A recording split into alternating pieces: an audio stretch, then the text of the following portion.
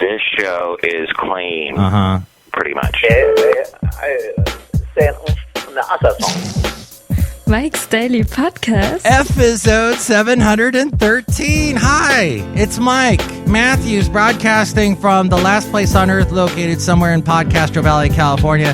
Today, Chely Shoehart, Floyd the Floorman, John Deere the engineer, plus the return of the much-loved feature, Do You Know Dat? With interesting stories about the world of entertainment. And we'll find out about something that happened on the Travel Channel. Mike's Daily Podcast. But what do you rhyme with Travel Channel? Mantle enamel. Mike's Daily Podcast. That, I guess, we'll do. And we also will tell you what happened on the last show where I was snapping my fingers and Madame Rutabaga said she wanted me to take her to a pro soccer game because I went to one. It was really awesome and it was not lame. And she wanted to hang out with all those little supermen that run around at soccer games. Mike's Daily Podcast. They're so athletic, so in shape, those soccer players. How do they do it? It's amazing. But the name of the show is Mike's Daily Everyday Podcast Show. Yeah! Well, we try to do it every day in any case. And, well, all right. I had to watch a bunch of the James Bond movies on Netflix because they were about to end them. Oh, look, just walk in. Hello, my God, Chely Shoehart. Good stuff to everybody there. Who's James Bond? James Bond was this British guy. He was a superhero. And he would go around and he would bed a lot of women. And he'd carry gadgets and he'd punch a lot of guys in the face. And he would do a lot of skiing and swimming and skiing and driving cars fast and car chases and skiing and swimming. And did I mention he bedded women? Oh, Mike Matthews, that's so gross. Yeah, so I'm trying to watch a bunch of them last night. I had a mini James Bond marathon. And I started with From Russia with Love. And that movie I ended within 20 minutes because there was no Sean Connery in it. Like the beginning, like he's in the movie, but all you have of him in the beginning is an imposter that gets killed. So I'm like, I'm not into this. Then I turned on a Roger Moore one, For Your Eyes Only, because I wanted to see the amazing Sheena Easton opening with her short hair, and she's Scottish and hot. And then there was, that has the opening where James Bond is in a helicopter being flown by remote control by Dr. Evil with his furry cat, and the guy's about to crash James Bond in the helicopter in this old abandoned factory, and James Bond gets the controls and he picks up the bald guy in his wheelchair. The cat jumps off though, so luckily no cats were harmed in the making of this movie. Picks him up with one of the helicopter landing thingies and then drops him into one of the abandoned factory smokestacks. Horrible opening. Then so I watched most of that movie. I enjoy the skiing scenes in that, the driving through the Greek countryside in the little yellow Volkswagen-y thing. And then I turned that one off. Oh, that's the one where there's like this super young blonde girl that is into James Bond. And they've already established that James Bond is old because at the beginning of that movie, he's putting flowers on the grave of his wife. And she lived from like 1940-something to 1960-something. So you know James Bond is up there. And all of a sudden this like little 18-year-old thing is trying to get James Bond into bed. Well, and he says no, which is a shock. All right. Then another interesting movie. So I turned that off and I watched View to a Kill, which, gosh, I watched the entire thing, went to bed at like 1:30 and I had a headache. I'm like, why did I watch this? Oh yeah, Christopher Walken. Christopher Walken's in that playing the villain and he laughs and smiles the whole movie. Grace Jones is in that. Yay, let's hear it for Grace Jones. You can hear her singing it in an Arcadia song, Re-Election Day. Fire! Ah! She does that in that song. But so she's like this villain fighting James Bond, killing Patrick Macnee in the process. Patrick Macnee, who was in the Avengers TV show, British TV show. So he's a famous British superhero himself. Roger Moore, of course, was in The Saint, which was also a British detective sort of show that was popular in the 60s. So that was an interesting pairing of those two in the 80s. Oh, yeah, the Duran Duran song, Meeting You with a View to a Kill. Mike Matthews, when does this end? It ends now because I enjoyed that. I forgot that movie had a lot to do with the Bay Area where I live, where this show originates from. And they got some of the geography of our lovely Bay Area wrong. But as most movies do that, kind of skirt the facts to make up for drama and tension and action and adventure. Are you done? I think so. Look who else just walked in. Hello, Mike. This is Floyd the Floorman. And this is John Deere, the engineer. Mike, View to a Kill is a fascinating movie because it deals with offspring from the Nazi experiments from World War II. Yes, sort of a Boys of Brazil type theme. Christopher Walken is supposed to be one of these mutant Nazi children. And he's got this crazy blonde foof of hair on his head. And yeah, people forget that he was in a movie. Oh my gosh, though. Some of the stuff, just like there's a chase scene. The San Francisco police are chasing James Bond through San Francisco, the fire truck being driven by this beautiful blonde, and there is just no point to this entire chase scene. You watch the whole thing, you go, okay. And oh yeah, the fire truck is supposed to jump that bridge over there by AT&T Park, that the like drawbridge thing, and they don't actually even show it. They just sort of show it coming up the ramp, and then they kind of show a close-up of the fire truck, but you don't actually see it in midair, and then it's like landing. All right, so now you don't have to see that movie, and you won't because it's not on Netflix anymore. Thank you, Mike.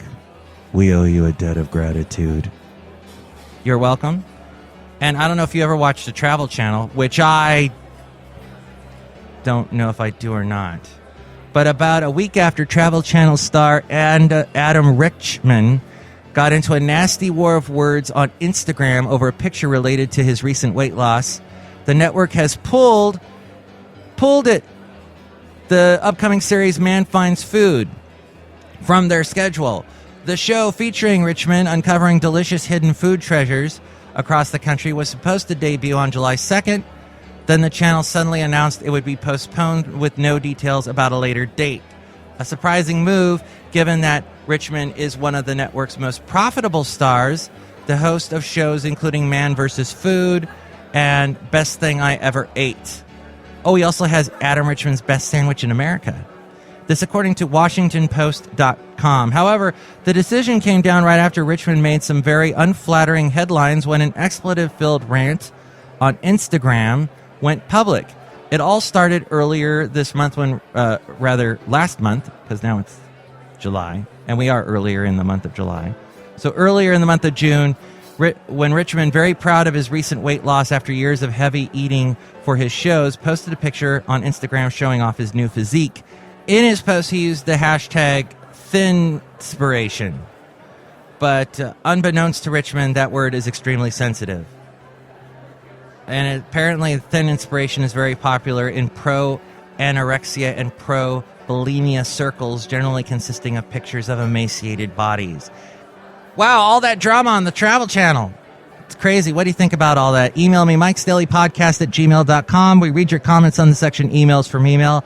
Also, email me there if you'd like to be a guest on the show, or if you'd like to sponsor the show, mikesdailypodcast@gmail.com. We also have the website, mikesdailypodcast.com, where we have links to where to listen to the show in iTunes. If you subscribe to this show there, make sure to rate and comment on the show so more people find out about us if you do that. Another great way to spread the word about us is to go to our Facebook page. A link to the Facebook page is at mikesdailypodcast.com. Like the Facebook page when I post a new show, share it with your friends, and more people will find out about us that way. There's also links to where to find us on YouTube, SoundCloud, Spreaker, Mixcloud, Yelp, Tumblr, Twitter. There's the Amazon deal of the day. Click on that and buy something at a great discount, and that helps us out too. There's also the blog and the daily podcast picture, and all the past interviews I've done there at mikesdailypodcast.com. It's Bison Bentley's Do You Know Dat? Hey, this is Bison Bentley, And Mike Matthews has a couple of stories that'll make you want to ask yourself, do you know that? Do you know that? Do you know that? Do you know that? Bison Bentley, he asks us this question, do we know dat?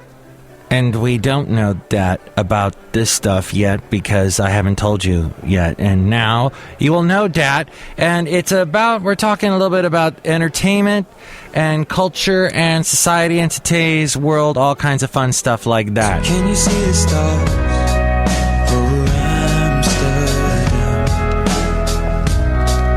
Hear the song my heart is beating to. From the Fault in Our Stars soundtrack, some weepy mopey guy. And then there's John Green. How did a young adult novel about teens with cancer turn into a best-selling phenomenon that makes even skeptical grown-ups weep all over their Kindles? Partly because John Green's The Fault in Our Stars mixes wit and emotion, and also has the movie has weepy songs like that. But the credit also goes to Green's devoted online fans known as Nerd Fighters. Green and his brother Hank have grown the group through an ongoing series of hugely popular YouTube videos, which have attracted a total of 1.5 billion views. Yes, billion. With a movie version of TFIOS out, and Green and his wife's new online contemporary art show, The Art Assignment, now on PBS.com. That fan base could soon get even bigger. Green explains his approach to creating community. He says, first, start small. When Green and his brother began making videos in 2007, their ambitions were modest. Quote, it grew very slowly. When we'd made 120 videos, we had fewer than 200 subscribers. If our goal was to have a wildly successful career on the internet, we would have quit. But we really liked the people who were watching. That was enough. Then in July 2007, my brother made a video about Harry Potter the day before the last book came out, and almost overnight, we went to more than 7,000, which at that time just seemed infinite. He also says, phoniness is deadly. If your goal is real connection, never pretend to be something you aren't. You have to be authentic with your audience, he says. When you treat them well, they respond generously. We do a lot of nonprofit work, and a lot of times those organizations say, we want young people to like this, so we're going to do this hip young thing. He says, I just wince. All you can be is yourself, he says. In my case, part of that is being old. I don't know about One Direction, and they forgive me because I don't pretend like I do, he said to fastcompany.com. He also says, be an open book. Sharing your life, adversity and all, makes an audience genuinely care.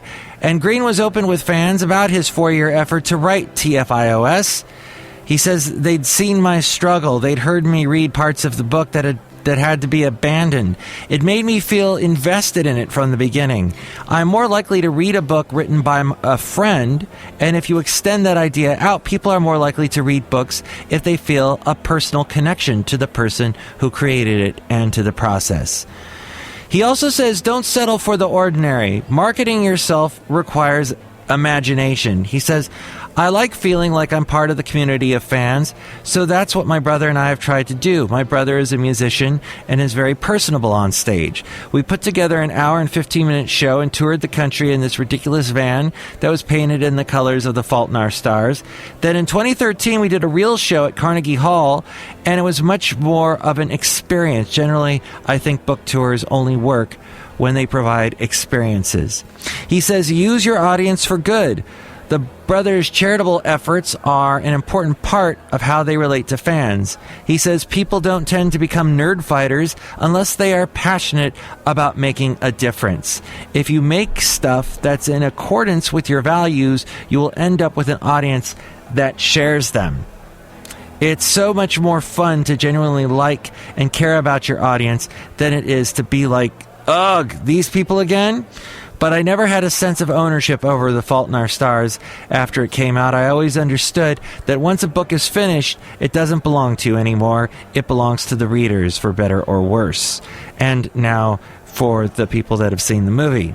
He says, keep creating. Finally, his next book is coming slowly. He says, it's a big question. How do you develop and care for an audience while doing the time-consuming, introverted work of writing? He says, I'm still trying to find that balance. It's hard to write a book when you're in the shadow of another book.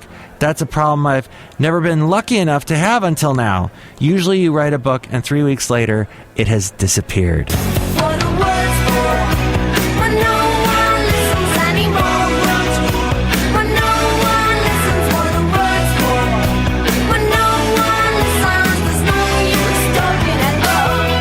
It's a job with way more grunt work than glory, but many people devote their professional lives to converting foreign language books into English, even though translators are rarely acknowledged on the cover.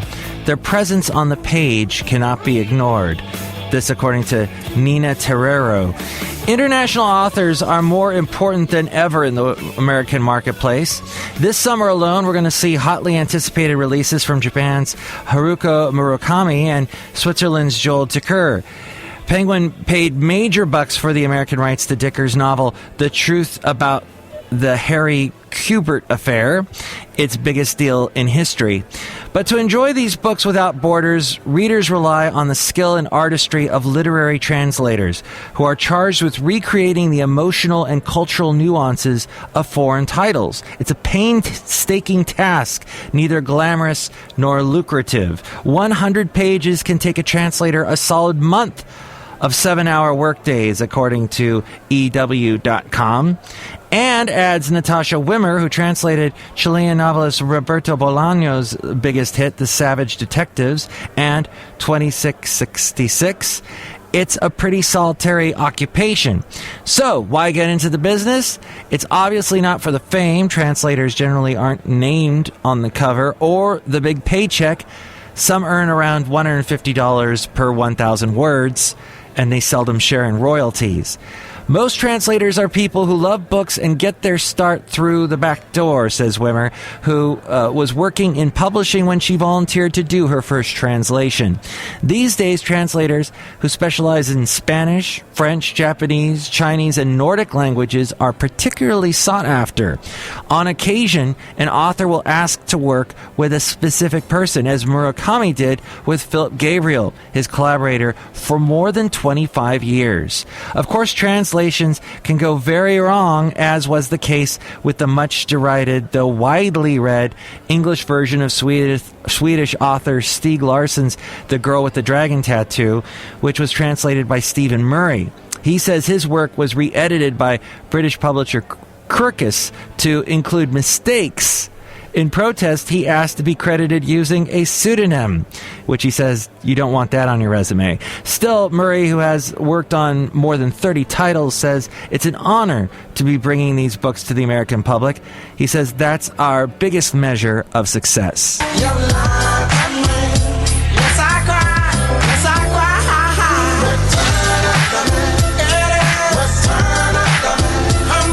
Well, this isn't Return of the Mac, but Return of the Hack. This also from Entertainment Weekly. Ever since the first Lady Geek laced up her Doc Martens and learned to code, TV has fallen for the hacker girl. No I involved in that. She's Abby, Polly Perrette on NCIS, who, with those Emily the Strange pigtails, sharing a keyboard with a male colleague because she can't fend off firewall attacks on her own. She's Garcia, Kristen Van Ness on Criminal Minds, with her zany glasses, accidentally leaking FBI intel because she's too busy flirting with a knight in a role-playing game. She's Goth Chloe, Marilyn Rexshub on 24, live another day being rescued by Jack Bauer. In other words, she's a cliche. She dresses like an independent thinker, but she sometimes acts like a damsel in distress. On AMC's new 80s set drama Halt and Catch Fire, she's Cameron, played by Mackenzie Davis, an asymmetrical, coiffed, camouflaged, pants-wearing programmer who plays arcade games, knocks back shots, and hooks up with former IBM exec Joe, played by Lee Pace, just hours after meeting him. She's such a male fantasy, she might as well have sprung fully formed from the skull of a guy who worships Steve Wozniak and shops at Hot Topic. This article in Entertainment Weekly goes on to say that that's not to say that hard-drinking, freewheeling female engineers don't exist or that only men want to see them on screen. At a time when women make up only 26% of computing jobs, Cameron could be the ultimate female fantasy too, a boys club outlier who happens to look like Mary Stuart Masterson in Some Kind of Wonderful. Yet there's something manipulative about casting Cameron as a glass ceiling breaker when her character isn't any more progressive than a nuclear physicist Bond girl. Joe needs her at his company called Cardiff Electric to help him compete in the personal computing race. She may be smart, but she doesn't pose any real threat to the male hero because she's mostly there to aid him in achieving his dreams. Granted, there weren't many women at the forefront of personal computing. The only other woman here is Donna, played by Carrie Bechet, who built an early computer in the 70s with her husband Gordon, played by Scott McNairy. The couple's story mirrors that of Dorothy and Gary Kildall, who created an earlier operating system that was wiped out by IBM's PC-DOS. Dorothy was a pioneer, but Donna is just a scold, trying to stop Gordon from taking a job with Joe because he needs more money for the family. As they argue about his prospects, Gordon brings up the Symphonic, their masterpiece, and their kids interrupt to ask what it is. Oh, it's a silly computer that Mommy and Daddy built that didn't work, Donna says. Gordon corrects her. The Symphonic was the best thing your dad ever did. You can practically hear Dorothy Kildall's place in history getting erased. Straight out of Compton is a crazy brother named Ice Cube from the stupid dope gang with an attitude. And speaking of strong women, straight into Compton, this article from fastcompany.com. Compton's 32-year-old mayor, Asia Brown, who is absolutely beautiful, by the way, is convincing skeptical voters that City Hall is on their side for a change. She's a politician for the Twitter age. Quote, the community of Compton has had so many leaders who abuse the public trust, so we've been moving very, very quickly to change core politics. She says city-assisted development projects must now make 50% of their hires from local people. We offer training for the type of journeyman jobs needed for reconstruction projects, which will have a big impact on unemployment. We've also eliminated hourly motel rentals, which cuts down on prostitution and human and child trafficking. One motel is going to be reopened as a community services center. This 32-year-old also goes on to say we've had awesome coffee with the mayors. We've had great town halls with 50 or even 100 people there. Some citizens have said that they've never met their mayor before. A couple of weeks ago, a citizen sent me a Facebook message saying that a city employee out on the street repairing a pothole had left another pothole unfixed. I guess because there was no work order on that one. She says, I did a screenshot of the message and sent it to the city manager. They went right back out and fixed it. The next day, the citizen sent me a thank you note. She says, anytime there is change, there's going to be resistance from one direction or another. I try to address everything with a really positive perspective. People are starting to get a greater sense of pride in their city. It's really been phenomenal. Wow, she might be president someday. And she says that she learned a lot of her values from her family. She says, this is interesting. My mother instilled in my brother and me the idea that we were a team. She had the authority, and she was a team member. Even though I'm the mayor, we all have an equal stake.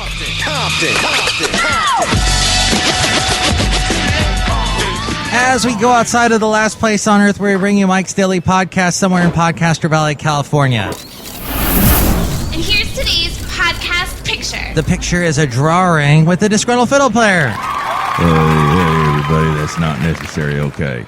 In the drawing, we're discussing that horrifying feeling you get when you search your name on the internet and you realize there are people that are much richer and buffer than you on the internet, and that's just a weird way of looking and having a self-esteem.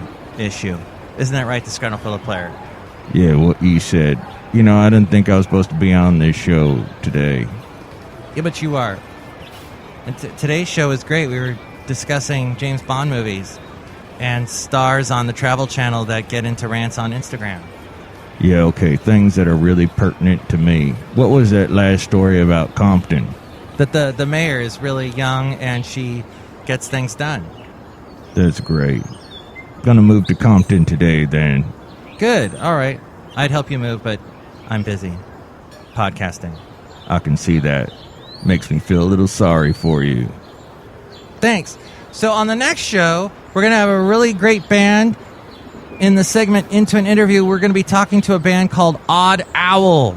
That's an odd name. It's a beautiful name. It has alliteration. It's great.